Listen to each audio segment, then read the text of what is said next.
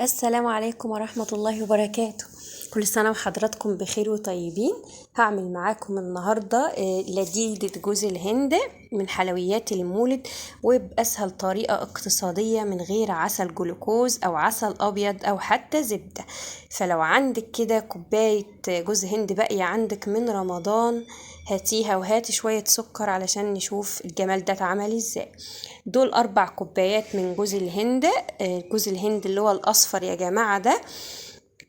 المفروض استخدم نوع اسمه ضفر بس مش موجود، فانا مستخدمه الرز العادي، هو اسمه كده جوز هند رز. بس انتي لو هتجيبي مخصوص وتعملي مخصوص تبقى اسمه جوز هند اللي هو الضفر العريض. تمام. ال4 كوبايات جوز هند عليهم كوبايتين من السكر، كله بنفس المج. كوبايتين السكر عليهم نص كوباية مية ومعلقتين كده، وأقولك ليه. وطبعا فانيليا ومية ورد لو متاح يعني، ونص ليمونة. وأول حاجة هتجيبيها بقى، تجيبي الوok بتاعك أو طاسة أو أي حاجة، وهتضيفي لها كوبايتين السكر وعليهم شوية المية. أنا ضفت نص كوباية مية والمعلقتين اللي انا بقول لكم عليهم دول، علشان خاطر انا مش عايزه يعني المقادير، يعني هي مظبوطه وكل حاجه، بس مش عايزه السيره بيبقى تقيل قوي يعني.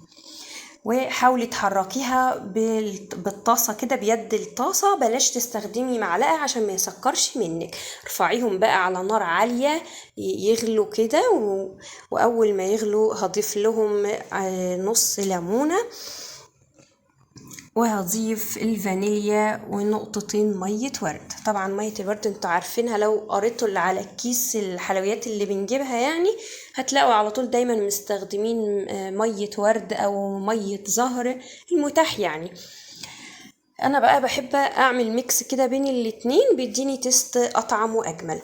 ملحوظة بقى في شربات او عسل البتاع ده، اللذيذة دي، انه ما يكونش يعني ما تخلوش يغمق منك قوي، عشان لو غمق للأسف هيخلي اللذيذة تخبطيها في الحيط ترجع لك تاني. احنا لا، هي اصلا من يعني مميزاتها ان هي بتبقى طرية.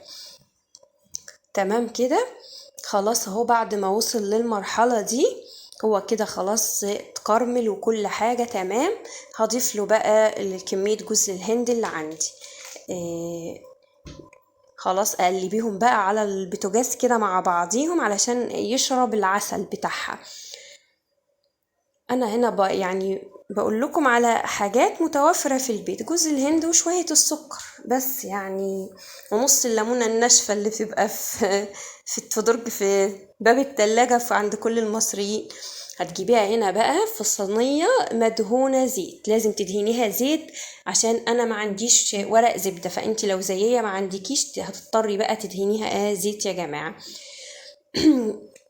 علشان خاطر ما تلزقش لما نيجي نقطعها يعني. بأي حاجة بقى كده افرديها كويس وخليها كلها سمك واحد. انا بقى يعني بقعر كوباية وبرضو تدهنيها زيت عشان ما تلزقش، وحاولي تفرديها كامل كده في الصينية. وحاولي بقى ايه انا لبست كيس لو عشان انا ما عنديش جلافز يعني، وعملتها كلها كده سمك واحد، وهسيبها بقى يعني تهدى وتبرد وهقطعها. في ناس بتحب تخليها ملونة، فممكن تجيبي ألوان صناعية جل كده بتتباع عند مستلزمات الحلويات، يعني اللي بيبيعوا خامات الحلويات، ممكن تجيبيها وتحطيها. في ناس برضو بتحب تعملها بالمكسرات، حطي بقى المتاح عندك حطي. أنا عملتلك حاجة تقومي في تلاجتك تلاقيها.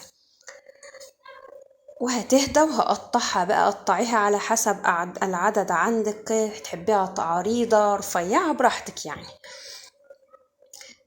شايفة جميلة ازاي وهشة، واللون الأحمر اللي في قعرها ده يا جماعة، اللون ده انا بصراحة يعني بعد ما قطعتها خدتها على رجعتها تاني على البوتاجاز وخليتها خدت اللون ده. انا بحب اللون ده فيها، بس انتي لو مش حابة براحتك. طرية وجميلة وطعمت الدنيا والآخرة فيها، وسكرها مظبوط. وأنا برضو عاملة أعلاف المولد يا جماعة، السمسمية والحمصية والفولية بنفس يعني بطريقة سهلة جدا. هسيب